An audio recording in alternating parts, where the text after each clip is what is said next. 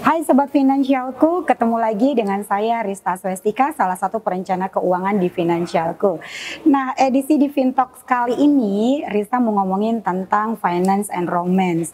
Udah sering dong ya ngelihat IG live-nya Finansialku di mana Rista dengan salah satu coach ya, udah pasti sering ya ngeliatin kita ngomongin finance sama romance. Nah, kenapa kali ini kita ngomongin tentang finance dan romance? Karena banyak banget DM ke Finansialku ngomongin bahas lagi dong tentang keuangan sama cinta gitu ya. Bahas lagi dong beberapa hal yang akan membuat masalah rumah tangga itu berantakan. Oke, sahabat Finansialku, kali ini Rista nggak sendiri karena Rista udah ditemenin salah satu founder. Beliau juga adalah salah satu coach di kelas Cinta.com. Nah, siapa lagi kalau bukan Lex. Oke, Lex, apa kabarnya? Baik. Oke, Sobat Finansialku, kita lihat ya hari ini kita bakal bahas tentang finance and romance kok. Nah, Sobat Finansialku yang belum tahu kelas cinta itu apa sih gitu. Mungkin di luar sana sih udah pada tahu semua, mungkin Sobat Finansialku ada yang belum tahu. Nah, kita mulai aja langsung tanya sama Lex. Kok kelas cinta itu apa sih kok? Kelas cinta itu tempat belajar ya. Anggap aja kayak les-lesan. Oke. Biar gampang ya, kayak tempat kursus. Les, oke. Apa yang dipelajari? Pelajari gimana caranya punya hubungan yang baik dan sehat. Di dalam hubungan, baik yang masih single maupun yang sudah berpasangan. Oke, tempat les ngomongin tentang cinta, baik yang single maupun keluarga. Nah, buat Sobat Finansialku, nanti ada juga beberapa pertanyaan yang bakal Rista sama Lex akan bahas, di mana pertanyaan ini adalah DM dari Sobat Finansialku kok. Nah, ini DM-nya banyak banget, tapi kita sortir dan kita juga udah minta izin untuk pertanyaan-pertanyaannya kita bacain nih kok gitu ya. Nah, kemudian yang kedua nih kok pertanyaannya, kapan sih pertama kali kelas cinta itu terbentuk? Kita mulai kelas cinta 2006, Riz. 2006, sekarang udah 2020 ya ampun, itu nggak kebayang ya Sobat Finansialku. Ya, jadi, boleh dong kok lebih jauh cerita tentang kelas cinta? Jadi kita mulai 2006, pada saat itu kelasnya hanya untuk yang single aja. Oke. Ya kan, setelah single buat yang laki-laki aja 2006. Kemudian berapa tahun kemudian kelas buat perempuan kita buka, perempuan aja. Lalu abis itu mulai kelas buat yang sudah berpasangan ataupun berumah tangga. Nah, yang diajarin itu macam-macam, mulai dari sekedar gimana caranya mempertahankan ketertarikan, gimana ya buat single gimana caranya jadian, kencan dan ngapain. Itu dibahas juga dibahas detail secara akademis, teorinya juga ada, secara saintifik juga ada. Nah, itu ada ilmunya kok. Wah, nah, di Indonesia memang nggak tahu seperti itu. Makanya kalau kita ajarin di Indonesia ini, orang-orang kalau baru pertama kali dengar mereka kayak, emang cinta ada ilmunya? Iya, makanya itu ada ilmu saintisnya, ada teori, ada ini. Ada. Di luar negeri ini sudah umum. Apa yang kita lakukan sudah umum. Di Indonesia cuma kita doang aja di kelas cinta yang mengajarkan cinta secara teoritis juga ada, praktis juga ada, tapi secara saintifik ya cuma ada di kelas cinta. Oh, cuma ada di kelas cintanya. Dari tadi ada yang single, ada yang berkeluarga nih kok ya. Ini kebanyakan yang dibahas tadi kalau misalnya teorinya apa nih kok tentang cintanya yang dibahas? Misalnya yang paling spesifik kayak orang sering bilang cinta itu kan cuma perasaan doang. Iya sih, emang benar. Gitu. Betul. Tidak bisa diduga kapan datang dan perginya. Kalau kita cinta itu adalah hasil. Ini yang cinta itu adalah hasil. Jadi kalau dia datang pasti karena sesuatu, karena terpicu sesuatu. Kalau dia pergi pasti terpicu sesuatu. Ada penyebabnya. Ada penyebabnya. Ada sebab, ada akibatnya. Dan itu ada teorinya. Contoh teori kecilnya seperti apa nih? Contoh teori kecil yang selalu kita bahas, cinta adalah hasil investasi. Ya kan? Nah, kalau pakai bahasa itu kan kesannya kayak nggak ngerti apa maksudnya. Iya, apa tuh investasi gitu kan? Iya kan? Investasi itu maksudnya gini, kalau kita suka sama sesuatu, kita kan cenderung memberikan perhatian kita sama sesuatu itu. Betul. Entah itu handphone, mobil maupun orang. Semakin kita kasih ke orang itu atau ke binatang itu atau ke mobil kita, semakin kita mengeluarkan uangnya kita, waktunya kita, tenaganya kita, semakin rasa sayang kita meningkat sama objeknya itu. Jadi cinta bertambah kalau kita invest. Cinta bertambah kalau kita invest. Kalau misalnya kita stop, kita nggak nyayangin, kita nggak ngerawat, kita nggak apa, rasa cinta kita akan berkurang. Nah, itu tuh yang kita maksud tuh. Logis banget kan, simpel banget. Makanya ada istilah namanya kasih sayang. Kalau kita kasih, kita disayang. Kitanya sayang. Oh, kitanya sayang. Orang yang nerima itu nggak ikutan merasa sayang. Oh, karena dia ngerasa cuma gue dikasih kok ya, gitu ya? Dikasih gitu loh. Kalau pengen dia jadi sayang ya berarti dia juga mesti kasih juga sesuatu ke kita. Oh, oke. Nah, itu dari teorinya kok. Tadi ada saintisnya seperti apa tuh kok? Saintifiknya misalnya kayak kita bicara cinta pada pandangan pertama. Wah, ini seru banget sahabat finansialku, ini seru banget. Ayo siapa yang lagi jatuh cinta pada pandangan pertama? Tapi itu memang benar sih kok. Orang pikir itu cinta. Ternyata itu bukan cinta, itu cuma gairah, itu cuma nafsu aja yang terbang gitu. Ya, jadi nggak ada istilah love-nya itu, istilah yang seringkali kita bilang love nempel itu adanya di oksitosin, di belakang setelah ada hubungannya berjalan panjang. Pada saat pertama kali kita ngeliat seseorang, bam, yang muncul tuh cuma dopaminnya aja, kita kayak nggak bisa berhenti mikir. Gitu iya, kan? Kita nggak mau makan dan segala macam. Cinta itu tidak menggebu-gebu kayak gitu. Cinta itu tuh kalem. Misalnya kayak udah nikah lama gitu kan, kalem kan. Nggak ada perasaan yang deg lagi. Kalau itu berarti yang pertama itu apa? Itu bukan cinta, itu cuma nafsu aja. Kita bilangnya gairah lah kalau bilang nafsu kesannya. Kesalnya gimana gitu ya. Jadi ketika yang bilang katanya bahwa cinta itu pada pandangan pertama itu ternyata sebenarnya nggak benar gitu ya? Iya, nggak benar. Itu bukan cinta, itu gairah. Itu hanya lama-lama kalau dibina bisa berubah jadi cinta. Tapi yang jelas di depan tuh nggak cinta. Makanya kalau orang dari awal udah langsung bilang gue cinta sama lo, gue mau nikah sama lo, itu kemungkinan besar bohong. Dia cuma bergairah doang aja. Makanya sesumbar janji-janjian. Makanya kalau cowok nih deketin cewek ini mepetnya gila-gilaan di depan, itu bukan cinta gitu. Wah, ini sahabat finansialku yang kita harus tahu nih bahwa kesan pertama itu bukan cinta, tapi lebih ke gairahnya gitu ya. Dan emang tapi pada saat dideketin itu rasanya itu kan luar biasa kok. Memang luar biasa, dan itu akan hilang setelah sekian lama. Kalau menurut penelitiannya, yang namanya gairah menggebu-gebu itu bisa hilang dalam sekitar 18 bulan. Kalau kita kelas cinta anggap aja 2 tahun gitulah ya. Anggapnya 2 tahun. Jadi rasa kasmaran, euforia gila-gilaan setelah baru jadian atau baru nikah itu biasanya akan hilang setelah 2 tahun. Oh, setelah 2 tahun. Nah, setelah 2 tahun perasaan itu hilang. Nah, kalau orang nggak ngerti, dipikir kok cintanya hilang. Bukan cintanya yang hilang, euforianya yang hilang. Kayak perasaan yang menggebu-gebu tadi itu yang hilang ya. Itu yang hilang. Nah, gimana cara bangkitinnya lagi? Ada acaranya panjang. Ada acaranya panjang. Karena orang nggak ngerti, mereka pikir cinta gue yang hilang. Kok gue nggak bisa hangat lagi sih sama pasangan gue seperti 2 tahun yang lalu? Ya wajar, memang harus begitu. Kalau kita tergila-gila sama pasangan kita selama bertahun-tahun, kerjaan kita nggak kelar. Kan gitu loh. Apapun tanggung jawab kita akan terbengkalai. Makanya secara sistematis memang badan kita dengan sengaja menurunkan perasaan gairah itu. Keren banget turun, ini ya. Nanti bakal jadi hancur biasa hubungan. Ini keren banget loh sahabat finansialku ya. Belum apa-apa kayaknya udah panas banget gitu ya. Baru tadi ngomong bahwa kelas cinta berdirinya kapan gitu ya. Terus apa sih yang diajarin di kelas cinta? Nah, pertanyaannya, kenapa nih asal muasalnya kenapa sih kok ngebentuk kelas cinta nih kok tahun 2006? Jadi pada saat itu kalau alasan pribadinya ya karena kita pengen ngebantuin, kita pengen bantuin banyak orang yang jalan hubungan berantakan. Ngebantuin banyak orang karena hubungannya berantakan. Gitu. Pada saat itu kan cowok-cowok pada bingung gimana cara dapetin cewek. Itu kan 2006 kita ngajarin cuma buat cowok doang. Jadi ya pada saat itu kita juga masih single. Pada saat itu kan. Jadi ini termasuk dalam curhatan juga sebenarnya atau enggak nih? Kayak kebutuhan pribadi yang sekaligus kita mau nolongin orang. Nah, sambil berjalan kita perhatiin ternyata Indonesia memang berantakan. Banyak orang yang nafsu nikah buru-buru, udah nikah langsung bikin anak buru-buru. Yes, betul. Ternyata secara makronya kita lihat, ini bukan cuma sekedar pengen cari pacar doang. Banyak orang di Indonesia memulai hubungan dengan motivasi yang buruk. Seks. Iya, seks kayak atau mikir kalau gue punya pasangan gue bakal bahagia. Which is nggak gitu. In reality nggak kayak gitu. Setelah punya pasangan biasa kita malah sadar kalau sebelum punya pasangan kesepian, setelah punya pasangan akan makin kesepian. Sebelum punya pasangan itu kayaknya sendiri gitu ya? dan parno dan insecure. Setelah punya pasangan makin parno, makin insecure, makin parah malah berarti parah gitu loh. Jadi punya pasangan itu bukan solusi gitu loh. Nah itu yang ngebuat akhirnya sampai sekarang kita berpikir, oh banyak orang Indonesia perlu banget nih. Sahabat finansialku jadi tahu ya bahwa kenapa sih Kolex dengan teman-teman di kelas Cintakom itu membangun yang namanya kelas Cintakom. Intinya tadi mau membantu masyarakat Indonesia khususnya yang tadi single-single gitu ya. Bagaimana sih caranya untuk menyampaikan cintanya itu dengan tepat gitu ya kok ya.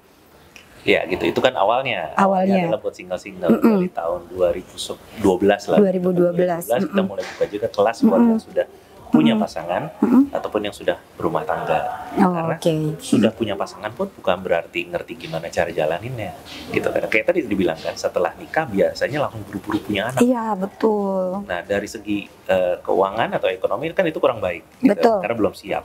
Biasanya orang belum itu udah pasti tuh. Nah dari segi psikologinya juga, dari segi biologi orangnya juga, kalau nikahnya baru usia berapa udah langsung punya anak kan belum siap jiwanya untuk menanggung beban sebanyak itu. Jadi ada banyak faktor-faktor yang orang nggak ngerti, buta, dipikir kalau udah nikah ya langsung punya anak. Dan itulah yang ngebuat akhirnya banyak rumah tangga jadi broken, jadi kacau. Karena anak lahir di keluarga yang belum siap, papa mamanya belum mapan secara finansial maupun karakter. Yes, betul sih, Rista juga setuju kalau itu gitu. Karena Rista juga sering bilang ya sahabat finansialku, kalau misalnya sering dengerin Rista sama Kolex di IG Live, ingat ya bahwa ketika kita akad nikah itu ada senyum terakhir katanya. Itu yang parah banget ya kok. Nah sekarang visi misi utama dari kelas cinta itu apa sih kok? Nah visi gedenya, visi besarnya adalah kita pengen bikin pernikahan itu kalau bisa usianya jadi sedikit mundur. Usia pernikahan dulu. Usia pernikahan jadi mundur. Maksudnya gimana nih kok? Kalau sekarang kan orang kan kepikirannya nikah pengen di usia 20-an. Iya, betul. Makanya gue udah tua, gue mesti nikah. Betul. Kita pengen dorong ke 30-an. Kenapa harus ke 30-an? Nanti kalau misalnya ke 30-an usia produktifnya udah jadi lebih jauh lagi nih kok. Lebih baik telat daripada kecepatan. Karena kalau kita bicara kayak di Singapura aja deh, di Singapura kan rata-rata orang nikah 30-an pengen, mereka pengen cari uang dulu, mereka pengen mapanin dulu, karena memang penting banget, kita nggak bisa lepas dari keuangan soalnya. Begitu kita masuk dalam pernikahan, yang langsung nambah adalah biasanya tagihan. Iya betul. Gitu. Argonya langsung jalan ya kok argonya gitu. Makanya kita bilang dorong dulu ke belakang usia nikahnya. Supaya sempat ngapain, sekolah tinggi-tinggi, cari keterampilan hidup, ya kan, cari mapan, puas-puasin sukses dan bebas. Setelah itu baru membina rumah tangga. Untuk bisa anak sehat kan berarti butuh lingkungan yang kuat, gitu. Papa mamanya juga kuat ya, berarti supaya papa mamanya kuat, sehat, ya papa mamanya jangan cepet-cepet nikah dong waktu itu, gitu loh. Supaya punya waktu buat beres sama diri sendiri, itu istilah yang sering kita dengar. Jadi harus berdamai dengan dirinya dulu gitu ya. Papa mamanya punya trauma, punya luka batin dari papa mamanya, punya waktu buat pergi ke psikolog dulu, gitu loh, sembuhin hati dulu. Banyak kan orang kan gitu, pengen nikah supaya disembuhin sama pasangan. Iya, rata-rata gitu kok. Menikah itu adalah sesuatu hal yang mencari kebahagiaan sebenarnya. Mereka pikir pernikahan adalah sebuah terapi gitu loh, untuk nyembuhin gue, gitu loh. Nggak bisa begitu. Itu nggak bisa juga. Nggak bisa. Tapi kan di dalam masyarakat kita ini kalau ngomongin, aduh gue pengen nikah deh, nanti kalau misalnya gue ada masalah gitu ya, gue bisa curhat, ada pasangan yang bisa nenangin, ada pundak lah istilahnya gitu. Itu juga nggak benar. Buat orang yang sudah pacaran lama atau udah nikah, pasti tahu persis deh. Kalau hubungannya udah lama, terus kita negor pasangan, kecil kemungkinan kita didengar biasanya. Oh gitu ya? Biasa kayak itu jangan taruh situ dong, pasti kita akan dibantah gitu. Ini cuma sebentar. Jadi semakin lama usia hubungan, semakin nggak ada nilainya omongan kita. Itu sebabnya kita nggak akan pernah bisa perbaikin pasangan, sembuhin pasangan, ubah pasangan, nggak bisa. Ya, aku inget banget nih, sahabat finansialku, kalau kemarin ikut acaranya kita ya, Kolex bilangnya gini, gimana lu mau ngubah seseorang atas nama cinta karena lu bukan bukan orang tuanya satu. Bukan orang tuanya satu, dan lu bukan Sailor Moon dengan kekuatan bulan katanya kok ya. Gitu. Saya tuh selalu ingat dengan itu. Nah, jadi separah itu Kak Ko. Jadi sehingga visi misinya tuh harus mundur sampai 30 tahun dia baru memutuskan untuk menikah gitu ya. Kita saranin begitu. Nggak harus begitu. Mau mundur sampai ke 27 juga nggak apa-apa. Pokoknya kalau kita bisa mundurin, kita ngerasa wah tugas kelas cinta dapet nih, berhasil nih visi kita. Kalau kita bisa mundurin usia nikah. Nah buat sahabat finansialku, sebenarnya benar nih omongannya Kolex ya, karena pada saat menikah itu memang harus mentalnya juga clear gitu ya kok, kemudian dari segi finansialnya juga harus firm. Kenapa? Karena biaya hidup itu selalu Rista bilang biaya kehidupannya itu fix, nggak ada yang nanti dulu gitu ya. Oke, kok sebenarnya kita ada beberapa pertanyaan nih ya. Oke, lihat dari sahabat finansialku, dan ini pertanyaan kita udah clarify juga bahwa minta izin juga bahwa ini mau kita tanyain karena ini memang bolak-balik DM-nya lagi dong finance romance gitu ya. Kok ini pertanyaannya adalah begini. Dalam memulai suatu hubungan, keterbukaan itu dalam hal apa aja yang dibutuhin supaya hubungan itu bisa bertahan. Jadi intinya gini, kalau memulai suatu hubungan kita harus terbuka apa aja sih ini?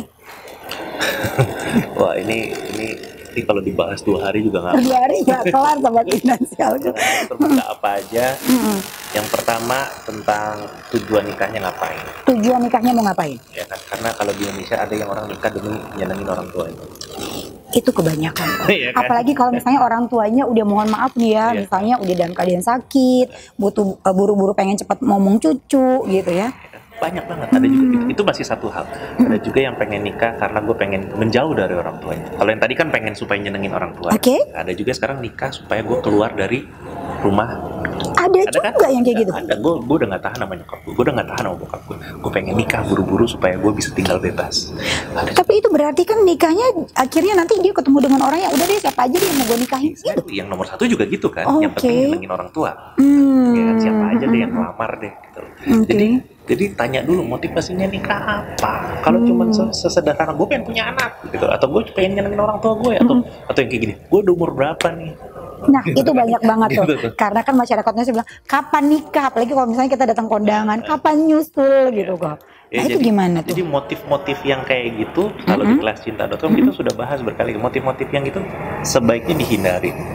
Gitu loh. Jadi kan tanya keterbukaan apaan. Nomor 1 motif nikahnya apa? Oke, pertama adalah motif nikahnya mau ngapain. Terus apalagi tuh kok? Pengalaman pacarannya. Pengalaman pacaran ini apa yang perlu kita bahas nih? Cuman tanya aja kemarin pacaran berapa kali, pengalaman pelajarannya apa aja, gitu. Hal terburuk yang pernah dialami apa saat pacaran. Saat pacaran. Ya of course nggak bisa langsung pertama langsung ngebahas ya. Namanya juga pacaran. Pacaran. Terus juga pengen tahu kayak tujuan pacaran ini berapa lama. Berapa lama pacaran tadi? Lama pacaran untuk sampai ke nikah. Kalau kelas cinta kita bilang kan kayak 2-3 tahun pacaran. Oh, minimal tuh ada ukurannya bahwa 2-3 tahun pacaran kamu boleh memutuskan untuk menikah. Kalau di bawah 2 atau 3 tahun kok? Silakan, gak ada yang melarang kan? Gak ada yang melarang, tapi bulan depan langsung nikah juga mau ngomong gue aja. Cuman siap dengan konsekuensi. Oke, itu aja sih ya pilihannya ya. Karena kalau di Indo kalau udah nikah, udah dilegalkan, biasanya langsung pengen cepet-cepet punya anak. Gitu. Ya kan? Jadi makanya kita tanya dulu tujuannya nih pacaran mau berapa lama. Kalau pengen cepet-cepet ya jaga jarak gitu kan. Kalau mau cepet-cepet jaga jaraknya dalam hal apa nih kok? Orang yang pengen buru-buru nikah biasa motifnya nggak baik. Oke. Nah nih di notis ya sahabat finansialku, kalau nanti kamu ketemu dengan perempuan gitu ya, perempuan atau misalnya pria di luar sana terus cepet-cepet pengen ngajak nikah, motifnya pasti lihat. Motifnya belum tentu buruk. Tapi motifnya apa dulu? Yang nomor 1 kan itu. Iya. Kenapa dia mau ngapain? Mau ngapain dia nikah gitu ya? Mau punya anak, nyenengin orang tua, atau kabur dari orang tua, atau apa nih?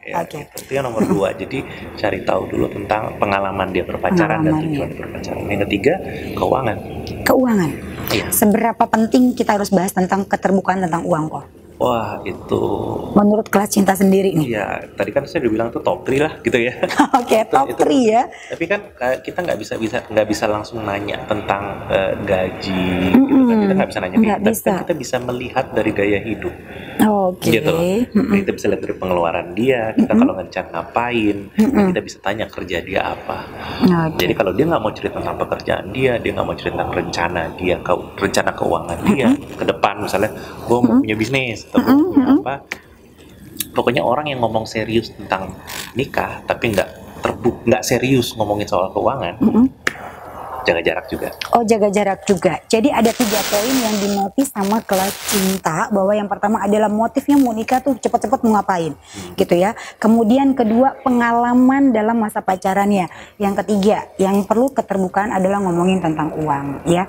Kalau nggak nyambung atau misalnya, tapi kalau misalnya dalam pacaran setahun 2 tahun itu dilihat juga dari kebiasaan-kebiasaannya ya. Ini misalnya kencannya di kaki 5 atau gimana gitu ya. Kok bisa jadi nggak sih itu? Bisa. Pokoknya kebiasaan dia mengeluarkan uang atau menyimpan uang atau mengelola uang, ya kan bisa kebaca. Nah makanya mesti pacaran lama untuk bisa lihat. Ya, kita notice lihat kok ya, bilang sahabat finansialku gitu ya. Nih, Coach Lex bilang, notice pacaran itu harus lama, kemudian harus banyak-banyak berpacaran gitu ya kok. Ya, banyak-banyak berpacaran maksudnya gini. Nah ini di luar poin yang tadi ya. Di luar poin yang tadi. Jangan pacar yang pertama dinikahin kalau bisa. Jangan tuh. pacar yang kedua dinikahin kalau bisa. Kalau ditanya yang keberapa? Ke-10 gitu ya. 10 oke. Gitu. 10 oke, 7 gitu ya. Kenapa? Supaya punya pengalaman. Kalau kita belum pernah tahu barang bagus, kita belum pernah pacaran, kita nggak tahu mana yang bagus. Yes, betul. Jadi pacaran dulu, ya patah hati dulu memang. Patah hati dulu beberapa kali, dilukai dulu beberapa kali, sampai akhirnya kita tahu yang paten tuh yang mana. Gitu loh. Itu ada triknya ya. Memang kalau udah yang namanya patah hati, putus cinta itu udah suatu hal yang biasa kalau di kelas cinta ya. Sampai nanti dari pengalaman itu dapetin yang paling bagus yang bakal masuk ke dalam kehidupan rumah tangga. Betul ya kok? Ini tuh memang benar kata Kolek, sahabat finansialku, bahwa ini 1-2 jam 3 hari aja nggak bisa kelar kita bahas gitu ya. Next ada pertanyaan lagi nih kok, katanya bilang gini, gimana sih pola pembagian tugas, baik itu tugas ngurus anak, tugas bayar-bayar gitu ya, maksudnya tugas ngatur keuangannya, itu gimana nih cara ngaturnya kalau kita udah berumah tangga.